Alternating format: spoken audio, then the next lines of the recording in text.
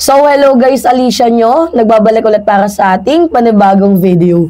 So, mga minamahal, talaga nga namang ang lakas ng amats ni Senator Ronald Bato de la Rosa.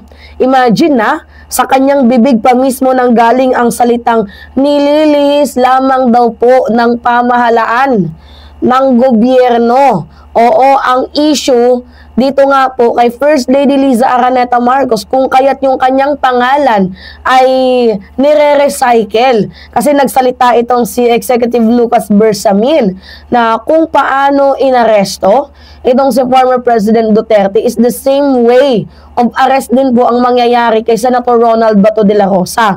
Ngayon, dahil uminit ang topic na baka anytime soon, abay mahuli itong si De La Rosa, abay meron siyang diversionary tactics na hindi, yung patunog nyo sa pangalan ko para lamang yan ilihis ang pagkakasangkot ni Liza Araneta Marcos sa droga, dito nga po sa pagkamatay ni Tantoco. So, yan po yung gusto niyang i-pertain, na kaya daw po umiingay or ginagamit ang kanyang pangalan, abay para daw po mailihis yung issue ni First Lady dito nga po sa drug use kasama si Tantoco doon nga po sa Los Angeles. By the way, I think itong si Bobby Tiglaw mukhang kakasuhan ng First Lady dahil sa kanyang malicious, post, 'di ba? Na kung saan inedit na yung totoong police report na kung saan may yung totoong copy ay dinugtungan, 'di ba? Na itong si F. Elisa daw po ay sangkot na sa paggamit, may miro pa nga doon eh. And nagsalita naman po diyan yung Malacanang. By the way, dito tayo mag-focus kay Bato. Pakinggan lang muna natin to, mga minamahal. Eto. If they want to commit this mistake again, then go ahead, they can do that. Pero sir, if you want to make another mistake, yung ginawa na kay Pangulong Duterte ay napakalaking mistake yun. At kung gagawin na willing to do the same mistake again, then they can do the same. Gawin nila ang gusto nilang gawin. Ito ang tugon ni Senator Ronald Bato de la Rosa sa pahayag ni Executive Secretary Lucas Bersamin sa isang international news outlet na maaaring arestuhin ang mapapatas kapag naglabas ang International Criminal Court o ICC ng warrant laban sa kanya.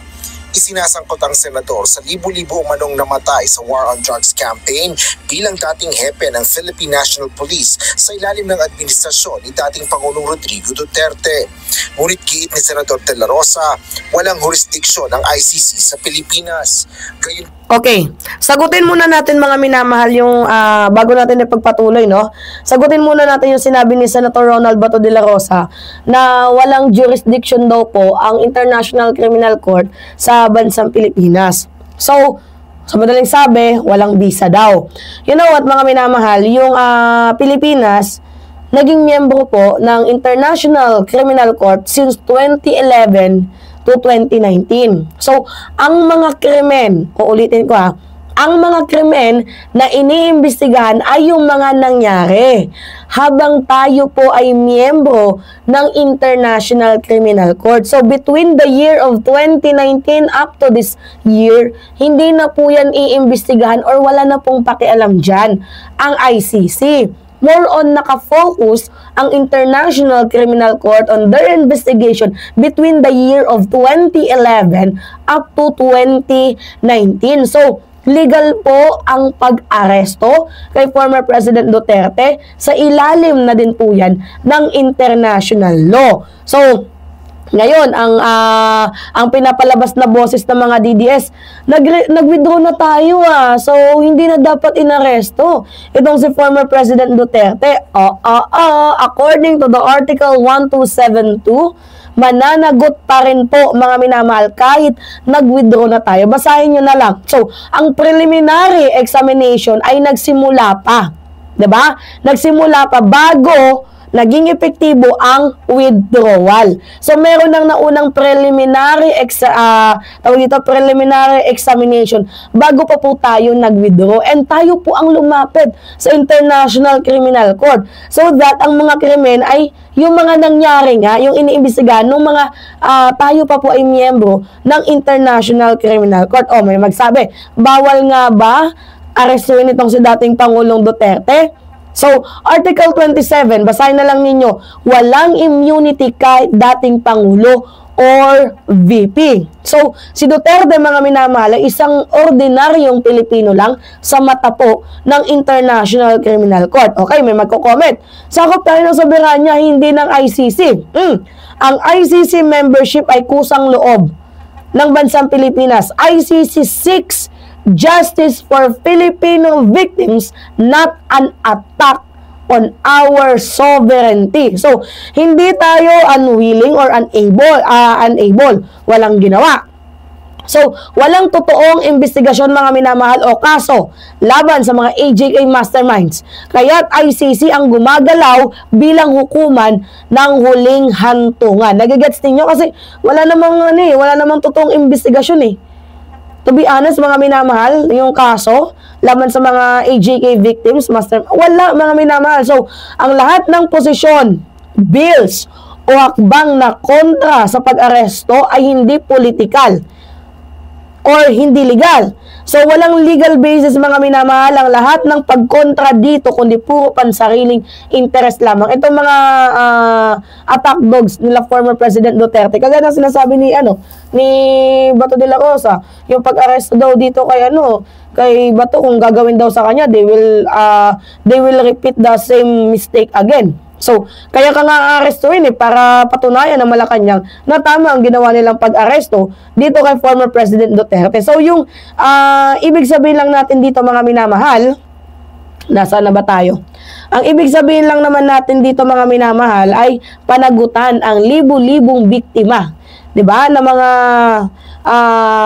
biktima ng madugong war on drugs ni former President Duterte. So, okay, by the way, mga minamahal, ito, sige, pagpatuloy natin ang video. Di ng pagpapatupad ng pamahalaan ng warrant galing sa isang international body na walang jurisdiction sa bansa.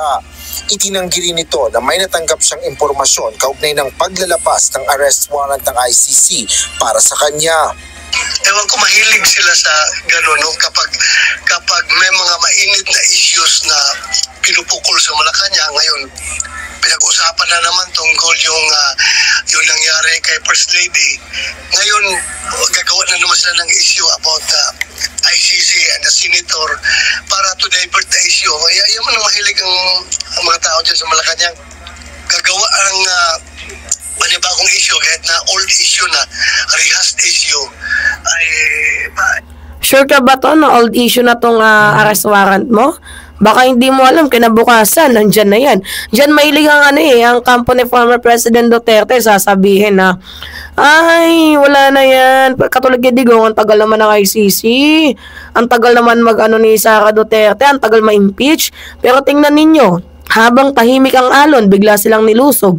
Tsunami ang napunta sa kanila. Hindi daw ma-arresto na, ang tagal na, pero tingnan ninyo. Diba?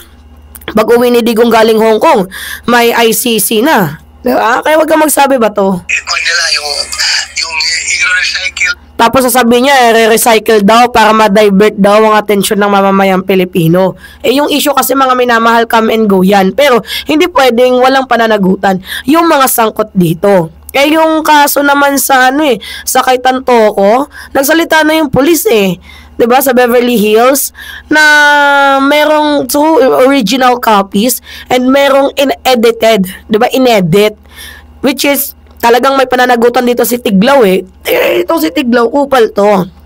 Naging spokes na to ni Arroyo and naging ambassador ng Europe. Putang ina ka, journalist ka pa naman din. Hindi ka ba naman bobo? 'Di ba? Hindi marunong mag-fact check, bitter kasi hindi na-appoint. Yun nila, para lang to divert the people's attention. Ayon naman sa Malacanang, wala pa silang natatanggap na komunikasyon kung may warrant of arrest na si Senador De La Rosa. Sa ngayon, wala pa po tayo natatanggap na anumang communication kung meron na pong warrant of arrest para sa mga co-perpetrators ni dating Pangulong Duterte. Inihayag rin ng mambabatas na hindi siya dadalo sa nalalapit na ika-4 na State of the Nation Address ni Pangulong Ferdinand Marcos Jr. sa July 28. Sa 28? Ayaw ko magkipagplastikan. Ayaw ko magkipagplastikan. Alangan man pupunta ko doon na nakasimangot. Alangan naman, pangit, di ba? Alangan naman pupunta ko doon na pa-smile-smile kahit na masama ang loob ko sa kanila. Paglilinaw naman ni De La Rosa, personal niyang desisyon ang hindi pagdalo ng SONA at walang kinalaman dito ang mga senador na kasama niya sa Duterte 7 Block.